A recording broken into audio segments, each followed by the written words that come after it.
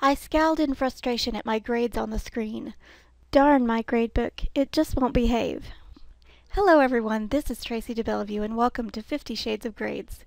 In this video we will go over some quick tips and tricks in D2L. One thing we will not be covering is how to build your gradebook. To get those instructions, please go to MavZone and go to the CMU Online tab. Here you will find, over on the right, several quick guides that will step you through the process of creating a gradebook and using many other tools in D2L.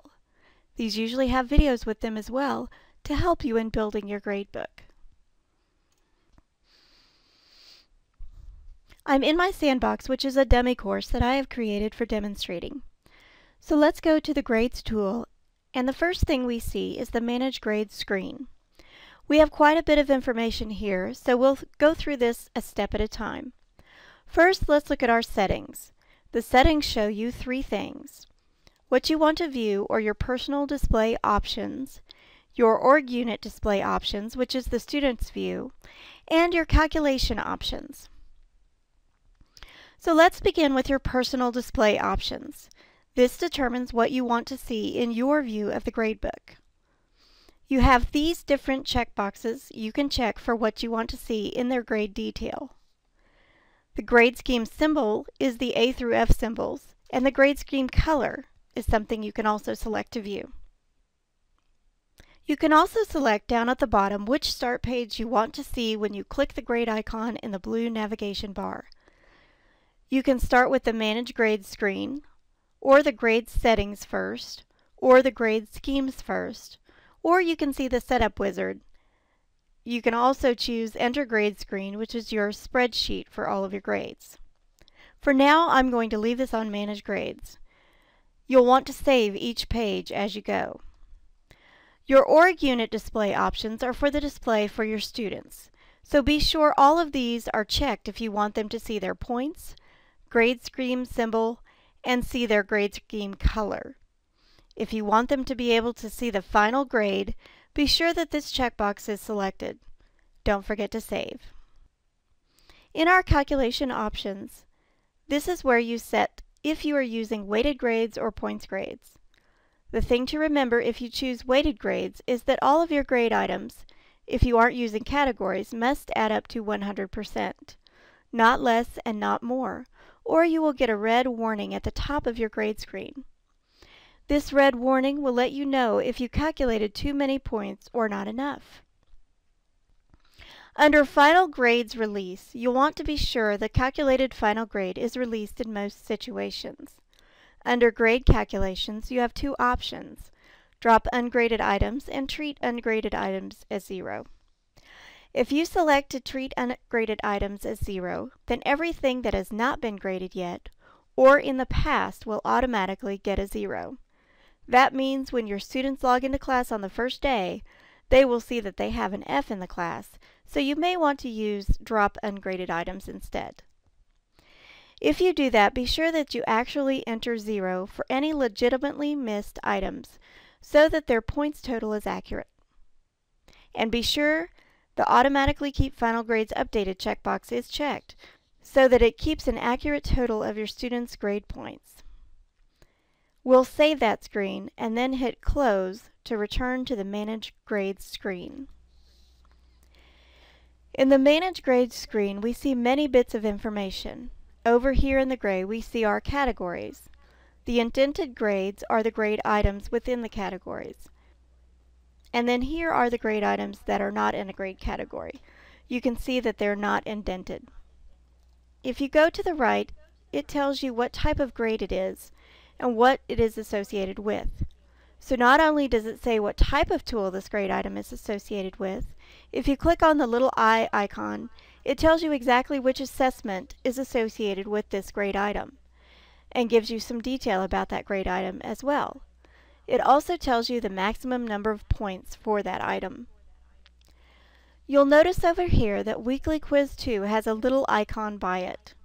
This icon, although sometimes hard to see, is a little closed eye with a clock. That means there are restrictions set on the date and time that this will appear. If you see this icon beside one of your grade items, you are going to want to remove those restrictions. Otherwise, your grade items will disappear for your students and cause confusion. To change that, click the drop-down arrow and select Edit Grade Item. Go to the Restrictions tab, and you can remove grade date restrictions you see there.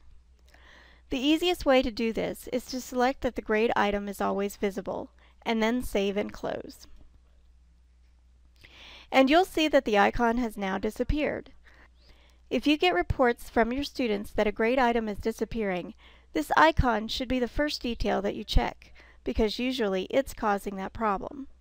This does not affect the deadlines for the assessment that this grade item is associated with. This bonus quiz indicates that it is a bonus point item by having this yellow star next to it. You can see the details of that by going to Edit Grade Item. That yellow star appears because the bonus checkbox is selected. Something to remember, you must always go to the category the grade item is in, edit the grade item, and select Can Exceed. This means that should a student get all the points for the regular activities in this category, they can still get bonus points, and the grade item can exceed the maximum number of points. So always check Can Exceed so the bonus points are calculated correctly. Also, from the Manage Grades screen, you can enter grades or change grades manually. By coming to the grade item and selecting Enter Grades, you are able to manually enter grade items into this column. That means if you have an assignment that is not turned in through D2L, you can still enter the grade and have a grade item for it in the gradebook. You can also change a grade if you need to from this screen. Always click Save and Close when you've entered new grades. This automatically took us to the Enter Grades screen. Now, if you're on the Manage Grades screen and you want to get to this in just one click, click Enter Grades at the top.